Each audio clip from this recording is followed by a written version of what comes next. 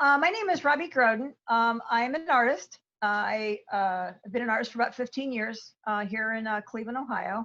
I had a studio in Chagrin Falls called the Alpaca Fiber Studio, where I created wearable art for women, primarily Nuno felting and dyeing. And in my journey of dyeing, I ran across this technique called eco printing. Um, and I have been doing it for about 6 years, and it's pretty cool. So that's what we're going to do today. The process was originally started. India Flint is the name of the woman who came up with it.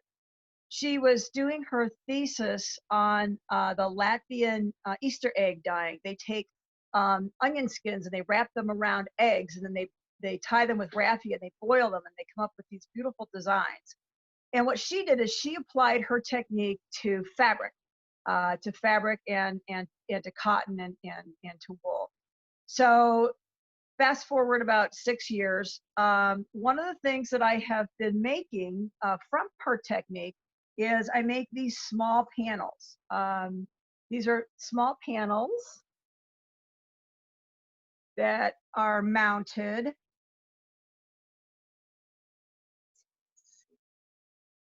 There you go.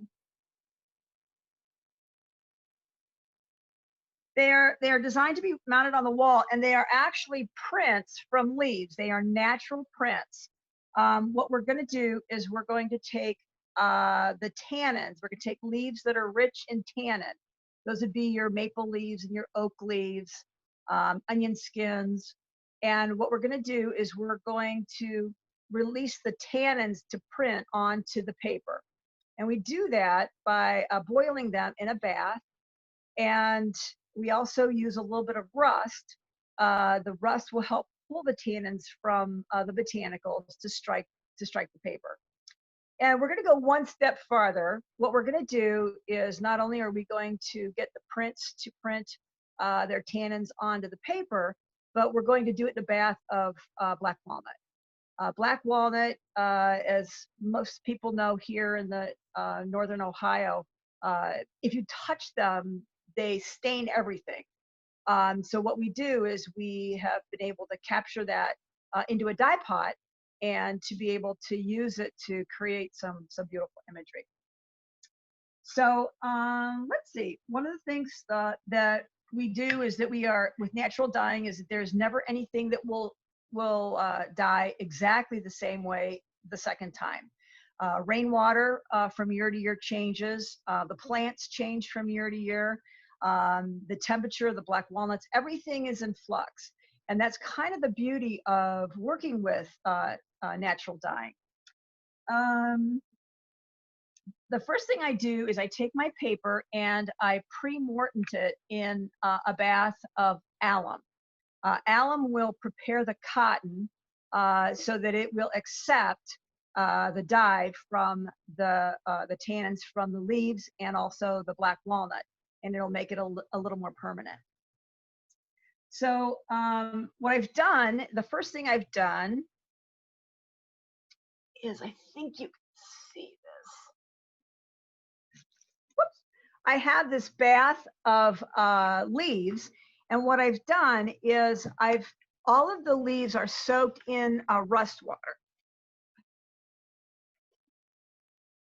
So you can see, I went out and I gathered, perfect time of year, I gathered all my leaves and I am soaking them in a bath of rusty water.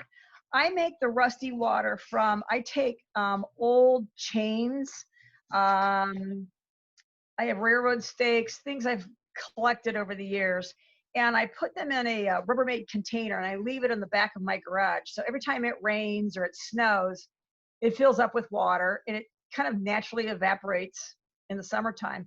But there's always this sludge of rusty particles at the bottom. And then I pour that into my container, and that's what I use for my rust water.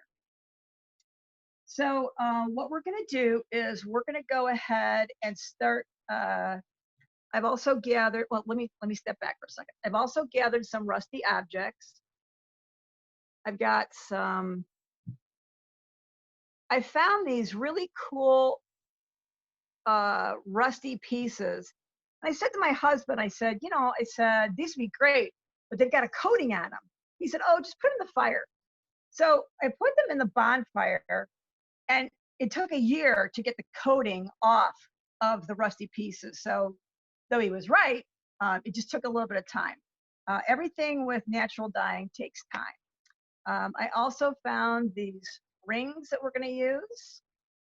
And I also found some, believe it or not, these are metal numbers that I came across. I also have a whole alphabet of them. So we're going to try some of those in some of our pieces. And then I also gathered some onion skins. My onion skin. We're having pork roast for dinner, so I put the onion skins off to the side and put the onions in the dinner. Okay, we're going to go ahead and get started. We're going to pause here, and we're going to switch people. So let's just take a pause for a second. Okay, so we've got ourselves set up. What we're going to do is we're going to begin to, we laid a tile down. This is simply a floor tile. And you'll notice that the pattern is on the inside of the tile. And what we're going to do is we're going to take advantage of that. And we're going to lay a leaf down. And when we lay the leaf down, we want to be very aware of which side the vein is on. Because if you see on this leaf, this is the top of the leaf, and then this is the back where the vein is. The vein is what will give us our definition for the print. So what we want to do on this first piece is we want to put the flat side down on all of our pieces before we put our paper down. And this is where, as an artist, we're always paying attention to a design. How do we want the design of the piece to look? That kind of delineates the difference between people who have been doing this for a while and people who are a little on the seasoned side. Makes it a little more of an artistic statement.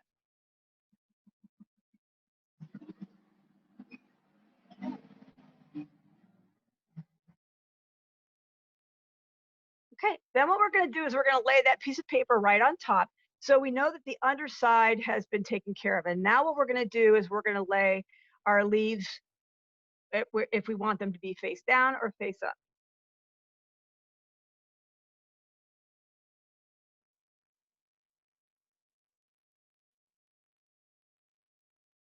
This is sage from my garden. This is a magnolia. I'm not entirely certain if that's going to print or not, but we'll get a nice defined edge on it. And then the one in the middle is a smoke bush. Smoke bush has a lot of really nice tannins in it.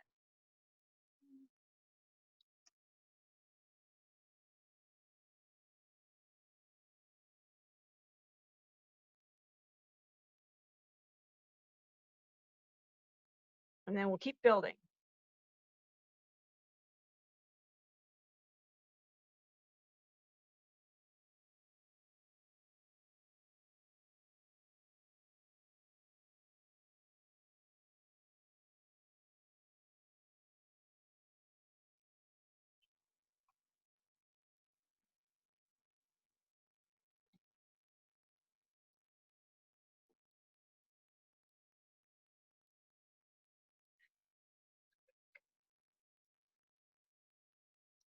So most of what we have used are red maples, yellow maples. And in here, I've also got a pretty good assortment, like I said, of the smoke bush.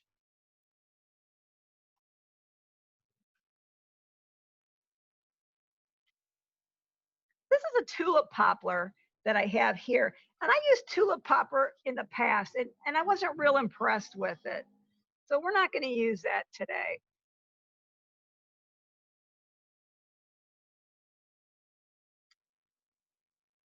Then we're going to do a layer of onion skin. We should get some pretty good color. Most of the time what it'll do is it'll usually turn orange. We'll cover the whole thing with onion skin, one layer.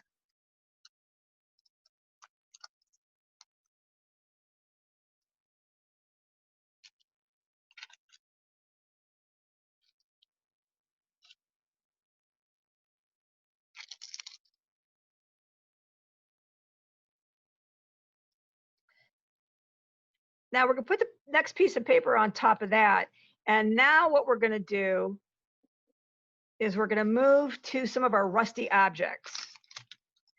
We want to add a little bit of rust into our sandwich because it's the rust that will help pull the tannins out. There you go.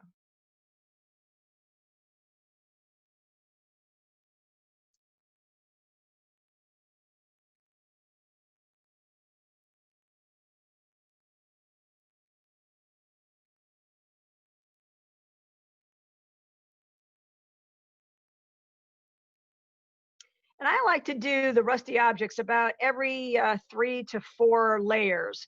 There will be rust in the pots, but I like to also get it inside the templates.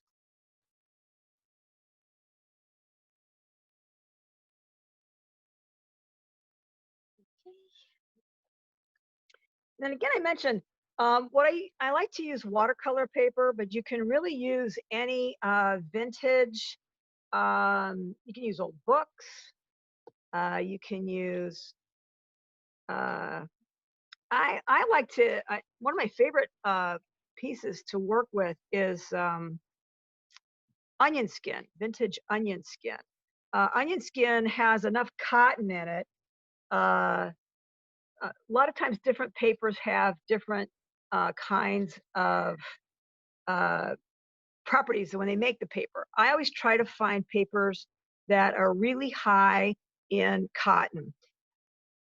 The reason for that is that when they are boiled, they're soaked with alum, and the alum allows the cotton to receive the dye when the dye strikes it.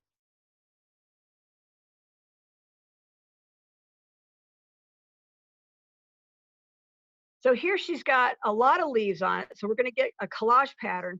And then on the next one, what we might do is just use a single statement leaf. Let's see if we can find a nice. No, those are those. Here, oh, here, use these. Ooh, that's a good one. Tamp that off. Don't let that get too. There you go. And then just leave that one in the center. So you can vary your designs. You can do a collage, or you can do just a one leaf. And another thing I'll do is I will often use, I'll lay, if these are the veins, see how the vein side? I'll lay the vein side down to strike the cotton. And then I'll put another leaf right on top of it, vein side up. And that way I can get a print down and a print up.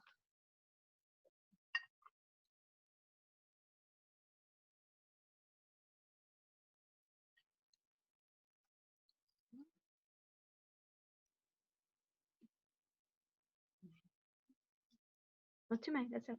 Just three. Three's good. Then we're going to do another layer of metal. We've done a couple layers of paper, and now we want to go ahead and let's use a number. Like I said, I found these old metal house numbers, and they print beautifully. They'll come out very, very dark. The black, the rust will print very black.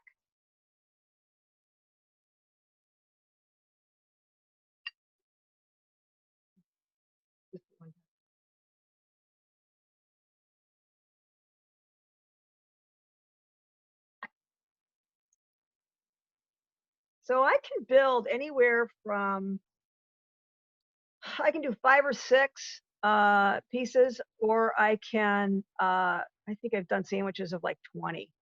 You know, if an artist is getting ready to go to an art show, you'll definitely want to be able to make several of these. So you need to stack as many of them as you can. The trick is not to let them slide, let them slip in between. What she's done here is she's actually used a series of 3 small pieces. We're going to lay them vein side down, and those will be like bookmarks. You want this vein down? side down? Yeah, like vein side down. We'll lay the vein side down. These will actually be bookmarks. Too big? Yeah. Okay. Something big. Yeah, you got those? That's a nice print.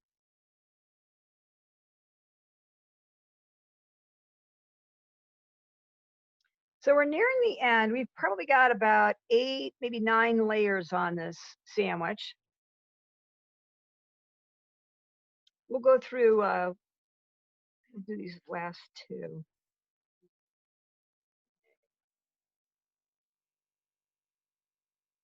We'll put another rusty object down. Or circles. Which Yeah, one? either one. Your choice. Artist choice. Okay.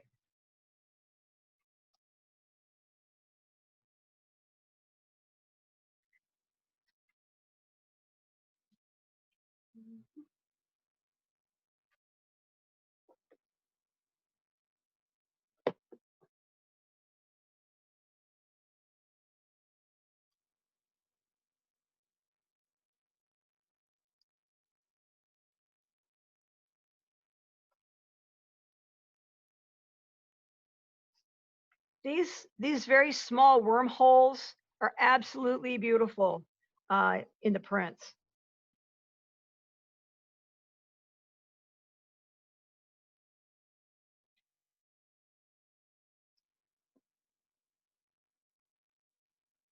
These guys didn't do anything.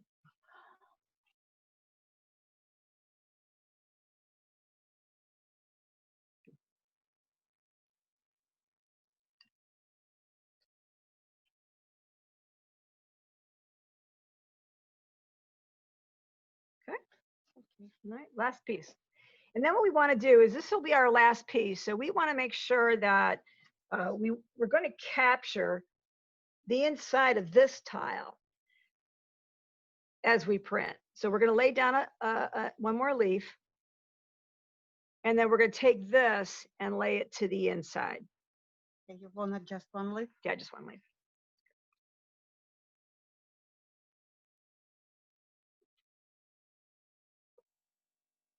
Now what we're going to do is, this is our bundle, so we're going to go ahead and we want to get it as tight as we possibly can. So we are going to put rubber bands around this. Okay. You got it? Carefully, because we don't want, the rubber bands will snap on the ceramic tile.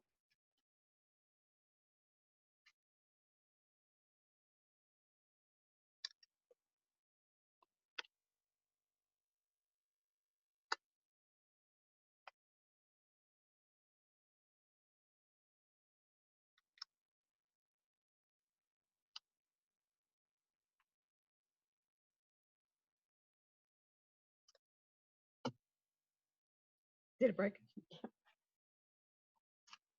No, we just need 3. So we're just going to use 3.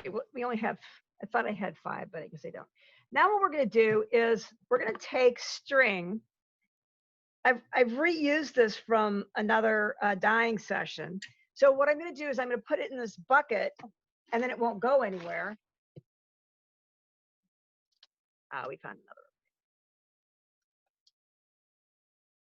And what we're going to do is we're going to wrap this many, many, many times in one direction, and then we're going to switch and flip it 90 degrees and tie it the other direction.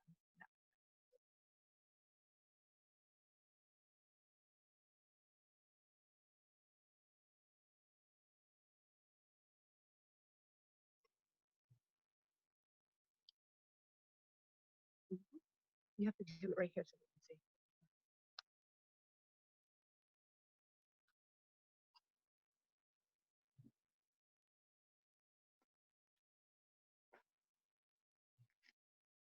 Now she's going to pull this nice and as tight as she possibly can get it.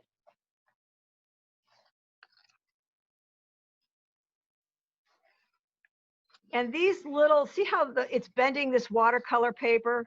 That's going to actually turn out really pretty. I like those uneven edges that you get. They really say that this is something that's been hand dyed.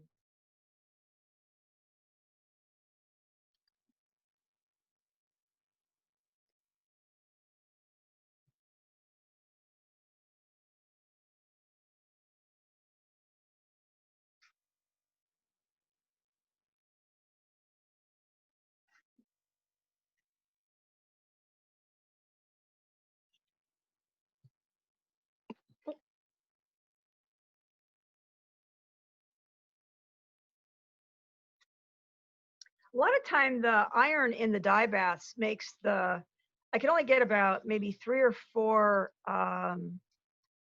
rounds of dye out of the string, because what happens is the rust actually weakens the string. And so we simply put a slip knot back together and keep on going. That's what all these little slip knots are all about.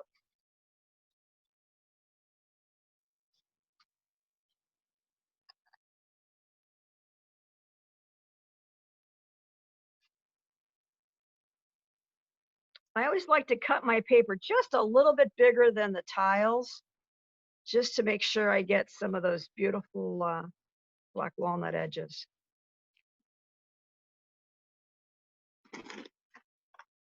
That's fine. You good? Yeah.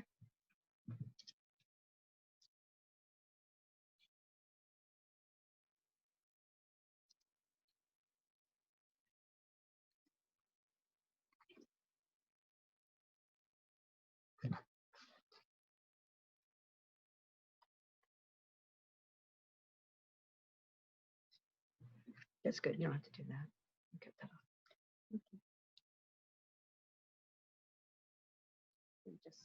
So this is ready to go into the dye pot. We're going to go ahead and finish tying this off. And we're going to pause here for a minute because I want to take you over to where I have the dye pot set up and show you how we actually put it into the dye pot. And this will cook for about an hour. So through the magic of television, I've done a second one so that you don't have to wait an hour. Okay, we're going to sign off. We're going to pause here for a minute, and we're going to set up at the dye pots. This is my studio. I've always had 2 studios. I've always had an outdoor studio and an indoor studio. The outdoor studio is what bears the mess. Black walnut dyeing preparation is really a huge mess. If I were to teach this inside, I would still do all the prep outside in this outside studio before I would take it inside. And to be perfectly honest, anytime I've done black walnut dyeing, it's just it really requires a lot of pre-thought to think about what you're doing so that you don't end up with dye on your carpeting. So we're actually out here. This is my outdoor studio. It's my garage. My husband always teases, for 15 years, we've never put a car in our garage because it's always been my outdoor studio. I have this set up on top of my freezer. my husband and I have been eating in the inside freezer, which is almost empty, for 3 days, so I could get ready for this demonstration for you. But we're ready to go. So I've unplugged my freezer and I've put these 2 dye pots together. This particular dye pot, what I did was I took black walnuts. These are the black walnuts. These are cooked black walnuts. When they fall on the ground, they tend to be green. And then what I did is I put these I fill the pot with black walnuts and I cover it with water and I bring it up to temperature so that it's not quite boiling, but it's simmering. And it takes about an hour and a half to 2 hours to get it to that temperature because it's a pretty good sized pot. And I have it on a small electric plate, as you can see. And then what I do is once I bring it up to temperature, then I cook these for about an hour. They cook for the better part of an hour. I turn the heat off. It's usually let it set overnight, let it come down to temperature by itself. And I will let these set in the pots for 3 days. What happens is the longer they set, the more color is extracted. What we know as color is extracted from the walnuts. Now, this batch of walnuts, I will usually get about 3 dye pots. I will cook these 3 different times. After they're cooked, what I'll do is I will strain them with cheesecloth into another pot. And I can't show you that because I've already did it. I did that 2 days ago. What that does is it gets the black walnuts, it leaves the meat.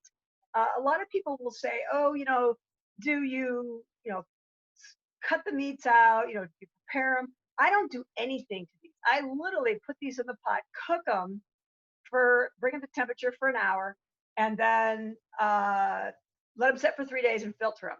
And then I'll go through that process about 3 times. I can usually get about 3 batches to a set of black walnuts.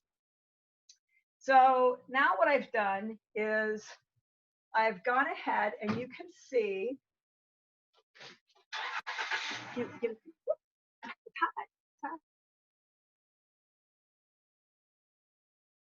see that this is boiling. I actually would turn it down right now because I don't want it to boil. I really just want it to simmer. And what I'll do is this is the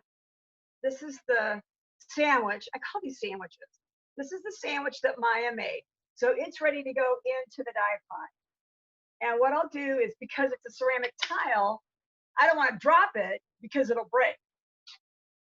So what I do is I have my little kitchen fork, and I will just simply drop that right into that pot.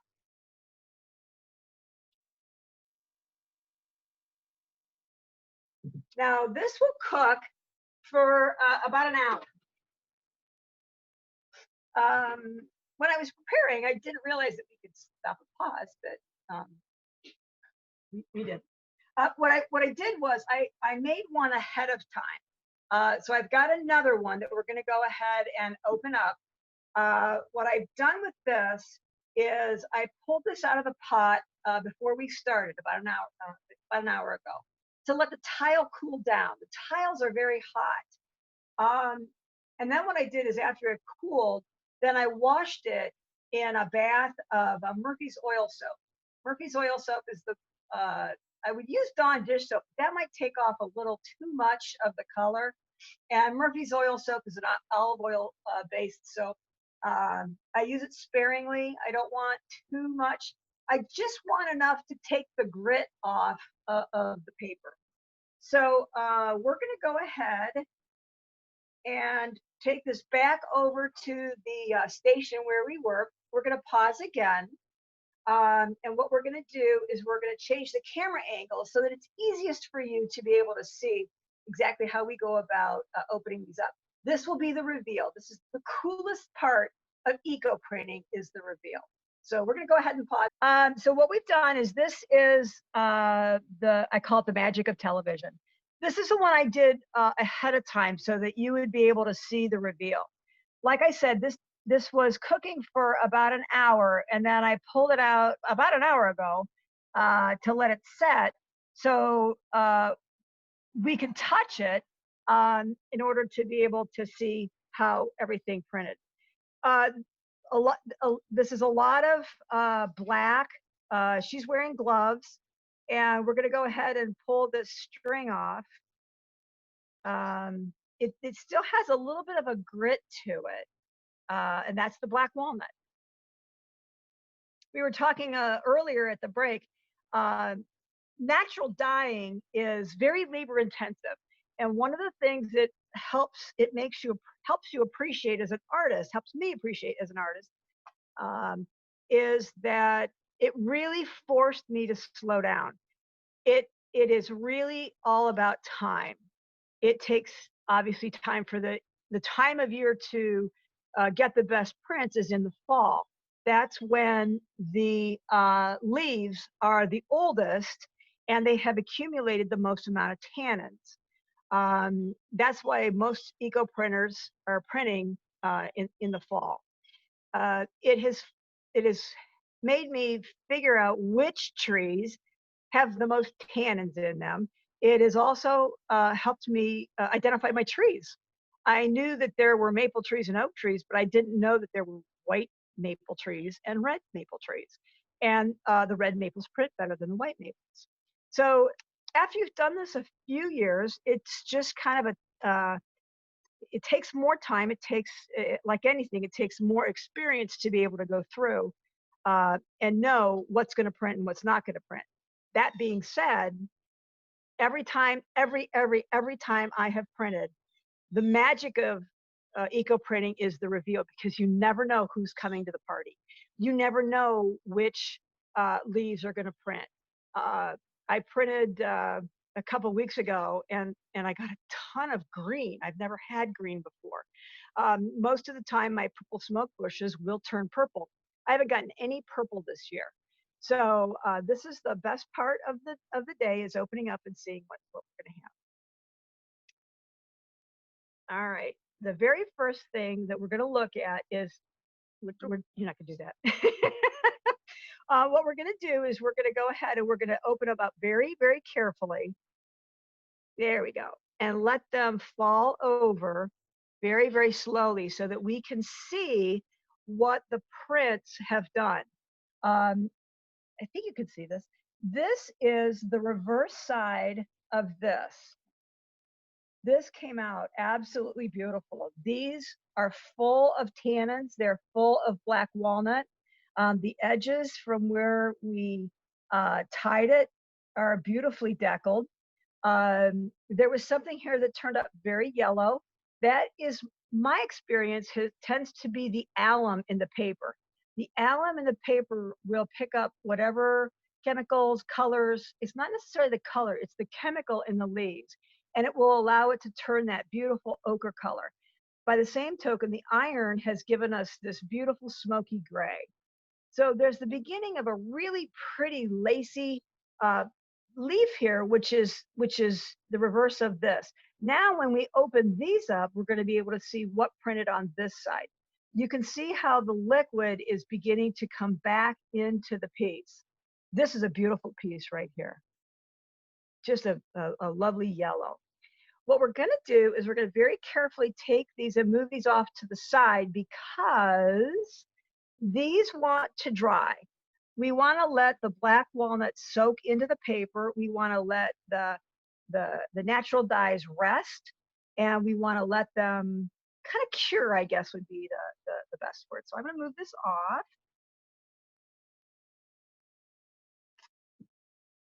Now what you'll see is, what we see is we have, this is the rust.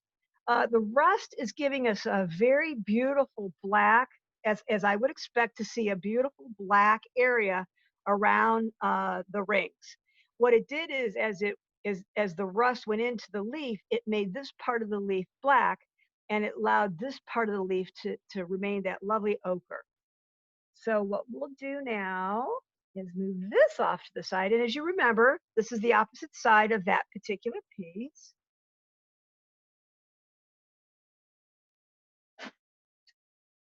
And what we're going to do now is we're going to remove the black rings. These are very, very rusty. Actually, what we're going to do is this.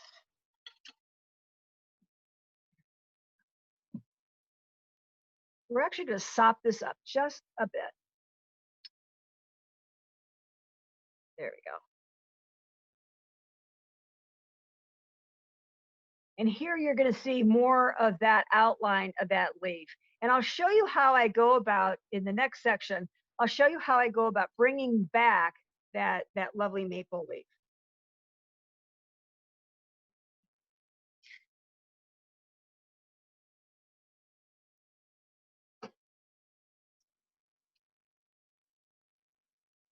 Ooh, pretty. This printed lovely. This is absolutely lovely. You get the wrinkles of the leaf and the veining inside. You're starting to get a mix of the gray from the reverse side. Beautiful stem line. And what you'll also see is that this is also printing from the next page. This is actually something that's printed from underneath. So you're going to get that the watercolor paper will allow that transparency to print through to the other side. Really lovely, Maya. Really pretty. These are red maples. We're going to go ahead and tap this off. Tap this off.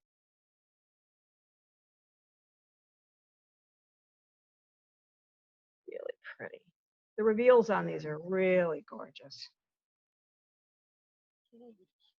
Next.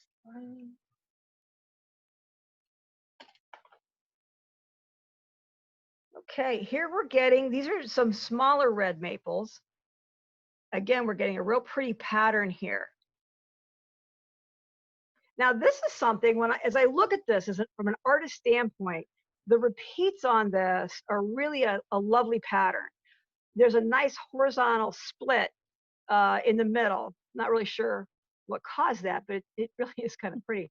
I actually might consider mounting these side by side. When I go as an artist, I would actually look to kind of maybe keep these together, so that the motion actually comes towards the center. Yeah.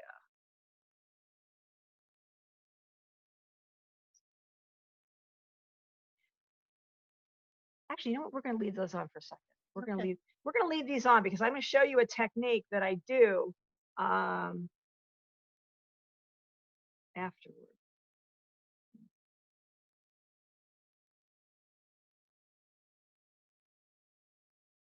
Okay. Ooh, pretty. This is my my herb. I left a sage sage in here. What has happened is the black walnut has gone around the outside edge, and that is what is defining this leaf. This is the alum that is coming through, and here is the definition of the black walnut around that, leaving that a nice pattern. Okay. We're gonna start to leave some of the leaves on the print to let them dry for a wee bit. Oh, wow! Is that pretty? Okay, this is onion skin. They came to the party. This is what happens when onion skin has the most amount of tannins in it. When it's mixed with rust at high heat, it will leave this veining pattern, which is absolutely beautiful. This is the residual of the onion skin. We're actually going to pull this all off on this particular piece because I'm guessing that underneath here it's more magic. Yeah, more magic. Yeah, onion skin came to the party. Okay. Wow. Wow, wow, wow. Can you see that? Can you see how unbelievably gorgeous the color of fall is? Wow. Okay, so we're going to start to leave some leaves on. We're going to leave these leaves on. Um, this turned out really, really pretty. Maya did this the last time we got together. She was putting the leaves inside the circles, and I love the pattern that it did. Let's go ahead and take that off. Yeah, suck that up. Okay. That's pretty. I'll take this metal. No, yeah, leave the metal on. We're actually going to do something with that. Okay. And then we're going to leave the leaves on this one. Okay. We're going to leave the. Is it falling off? That's okay. That's all right. They don't want to stay to the party. We're going to leave the leaves on this, and I'm going to show you a technique that I do when the leaves are left on the pieces. Okay, I take this.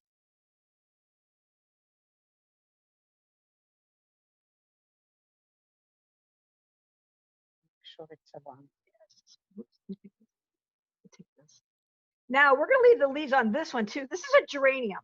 I was fussing this morning, and I've gotten most of my plants are now gone because of they're just kind of tired. But I have this one geranium plant that's been hanging on, and it's blooming. Oh, it's this one. It's blooming. It's full head off. It's in the background. So we're gonna leave these off to the side. You wanna take this off or leave it? No, leave it on.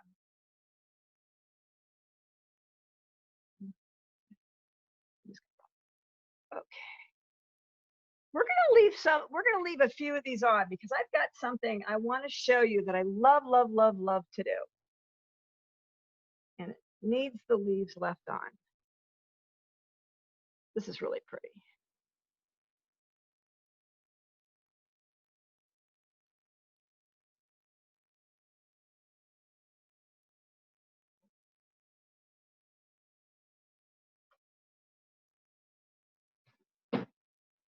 technical difficulties here.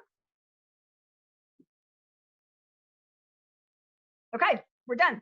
What I like to do with these is we're gonna leave the leaves on these. I like to make small tags out of these, and I'll show you how we go about doing that. All right, I'm gonna switch spots with Maya. If you would just bring some of those up periodically. Here's what I like to do with these. This is really a beautiful sandwich, a nice set of dyeing that appeared. So I'm going to tamp this off, get some of the, I like to use these shop towels. They're pretty heavy duty, and I can get most of the liquid off of these. Okay, the way I did this, I showed you this earlier. This is what we're going to be making. What I did is I started with one of my eco prints. These happen to be eucalyptus, and this is tarragon or thyme. I'm not sure which one that was. What I like to do is I like to add the color in the background here. And the way I add the color is really an artist's choice. Being a mixed media artist, I can pull on some of the different techniques I've used. I could use watercolors. I've used acrylic sprays. When I use the acrylic sprays, I have to thin them down because acrylic sprays just get a little too opaque. But my favorite thing to use is ink. I like to use ink because of its transparency quality. So what I'm going to do with these two, I've left the leaves on. I've left the outline of the leaves. What I want to do is pull.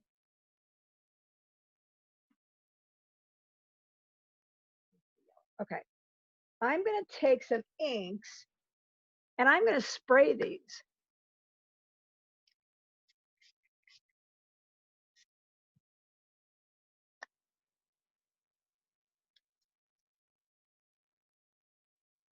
I'm going to blend some colors. And I'm going to set these off to the side because I want this to dry a bit with the leaf on.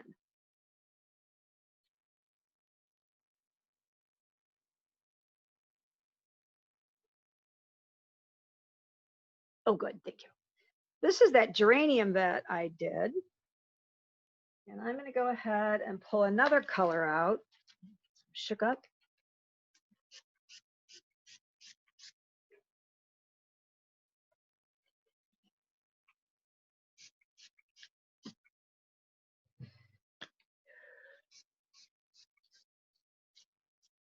And those colors. All right.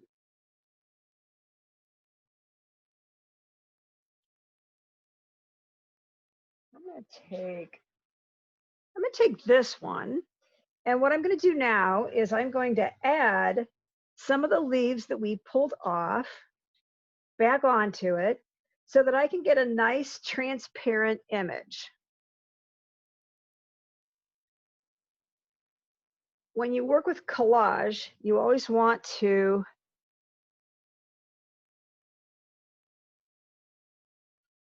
get a layer on top of a layer effect. So what I might do with this is I've laid this down. See how I'm still getting the image pulled back. I'm big on the blues. You know, as an artist, you just never have enough color, right?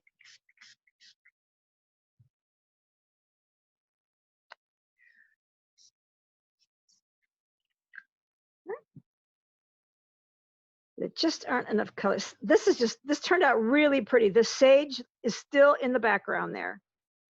Lift that up. Oh, this is a pretty one. This is the rings.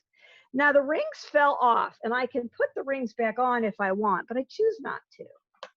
I'm going to use the purple, magenta.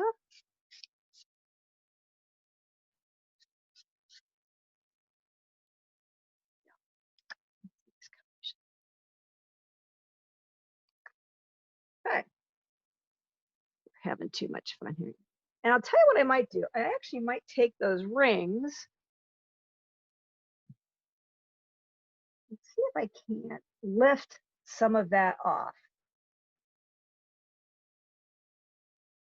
Make it just a wee bit lighter. Ooh. This is going to work nice because of all this light area in the back. You can see that as this is lighter, this is going to be a little darker. So I might want to choose to use my yellow, orange.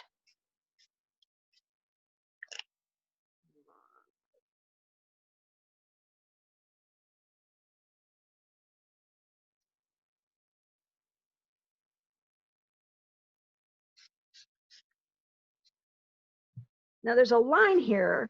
I want to make sure that that is, there we go. That's better blended.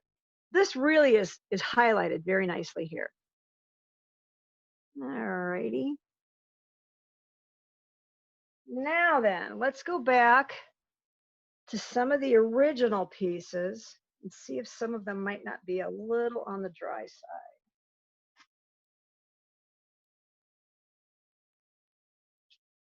First one? Yes.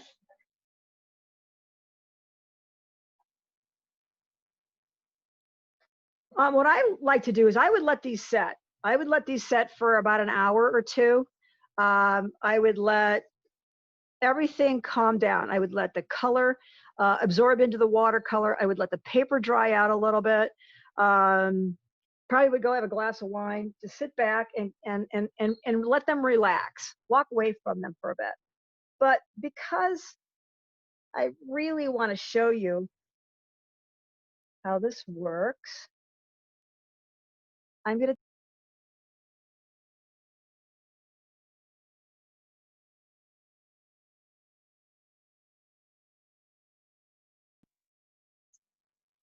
take this off a bit and show you what happens on a reveal when you begin to mix traditional art techniques with nature. This to me is a winner. It has this lovely black walnut up here. It's shadowed down here off to the side. The deckled edge from where I ripped the paper and it got cut off to the side. This, as Maya's pointed out, is now running into the indentations. This is where the valleys that were created by watercolor paper being surrounded by the leaf. It made this impression. And now my color is actually running into it. That's really pretty. That is definitely a winner. You want to keep leaf on the bottom? Yeah, just so here's what this is, the smoke bush. Smoke bush has a tendency to do some really pretty things. This wanted to come, if you can see this, when this came to the party, the smoke bush showed up a little on the green side, but it made a really pretty indentation. And the yellow and the pink along the side really knocked that one out. Next one? Yep. Why don't you give me a couple of them? So whether you're doing this, you can do, we're using cotton paper. You could also use cotton fabric. You can do fabric that you want to go ahead and use in a quilt. You can use a lot of different cottons. This is really pretty. This is very, very subtle. There's a really nice translucent effect that's going on here. And I'm going to let this dry for a bit because I really like that maple leaf that's in there. These are the geraniums. These are the geraniums that have been hanging on for winter. It's probably their last day. Now, a lot of the black walnut has left, there's an excess amount of black walnut here. I'm going to leave that on. I'm going to leave those puddles to help show a little bit of definition.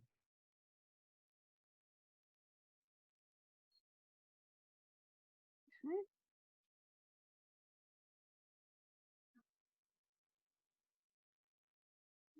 Oh, this is pretty.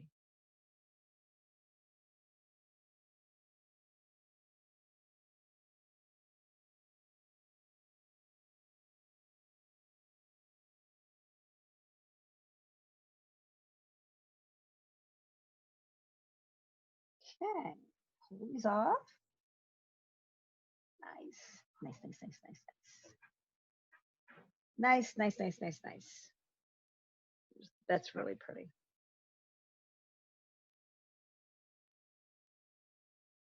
Oh, oh. Do you hear the oohs and the ahs, Maya? Yep.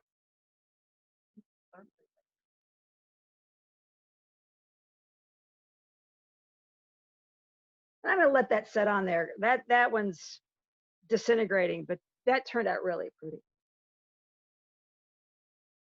Okay. Are there more?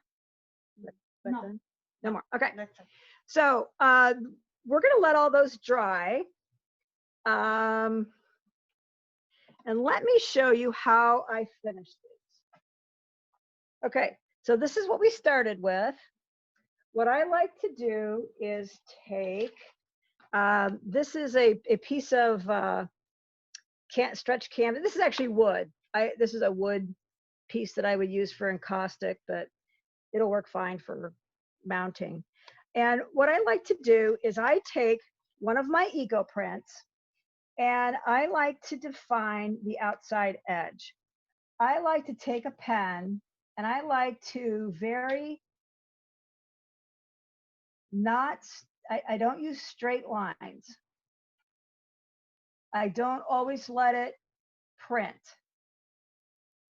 because I want this outline to look as natural as it possibly can. What I am doing is I am giving a definition for the eye to say, oh, that's a leaf.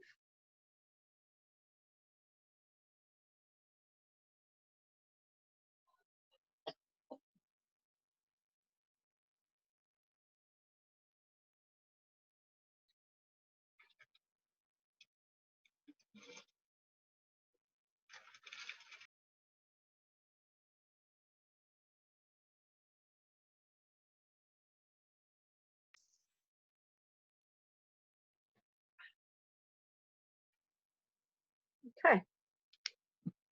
Now you can see that there's a very, very, very faint, very naturalistic outline all the way around those pieces. What I would then do is I would take this piece and I would glue it to its base.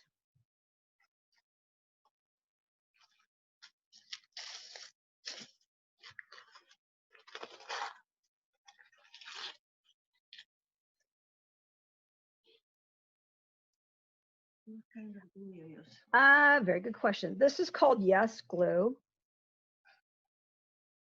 Yes is something that I've run across that I really like to use for eco prints.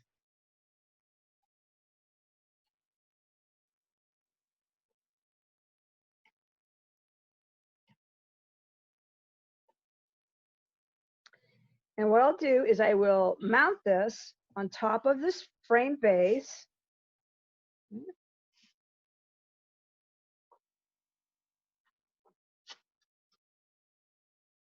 I'll put a piece of wax paper on the top of this, and then I'll weight it. I'll weight it so that it will firmly seal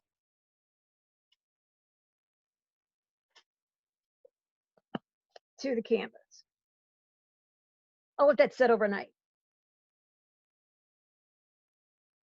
The last thing I would do after this is set overnight and dried is I would then look to go in and add, and this is too big, but this is just one that I had. But now is I want to wrap this up. I want to show you some of the work that we've done today. You've seen how we went around and outlined. You saw how we went and added color into the background, and you've seen how we've mounted them. These pieces that we've done in this segment will all be mounted, outlined, and we may or may not put some of these on. Sometimes I like these, sometimes I don't. But these are going to be up for the auction as part of the fundraiser. So get your checkbooks out. What I want to do is I want to also show you what we did today. There's the field. Here's the field of all of them, of all the different pieces. We left this one plain. This was the onion skin. This is the party winner today. That just showed up to the party and went bananas. This is what happens when you add rusty pieces and nature prints. And all of these will then have, they will all the leaves will be outlined and they'll be mounted as we talked about. So I want to close by showing you some of the different prints that have been done in the past that you can get an idea on how this works.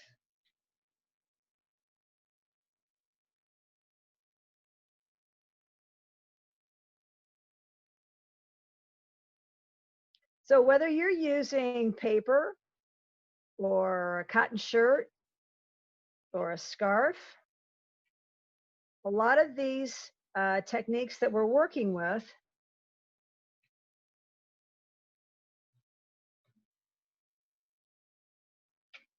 can be done the same way.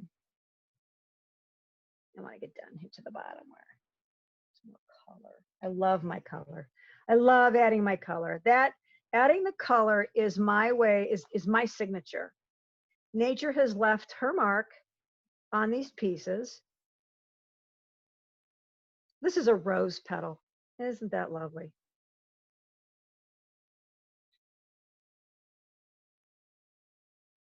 I've tried working with different inks and different pigments. I mean, that just looks like an underwater piece. The yellow has a lovely contrast with the blue.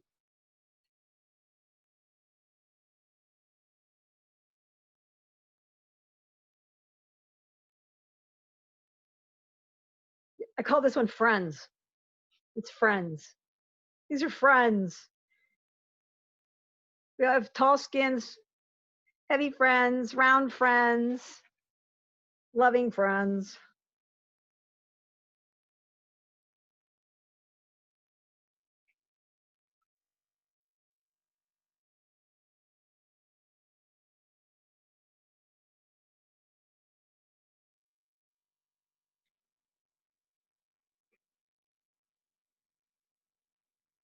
Thank you for watching.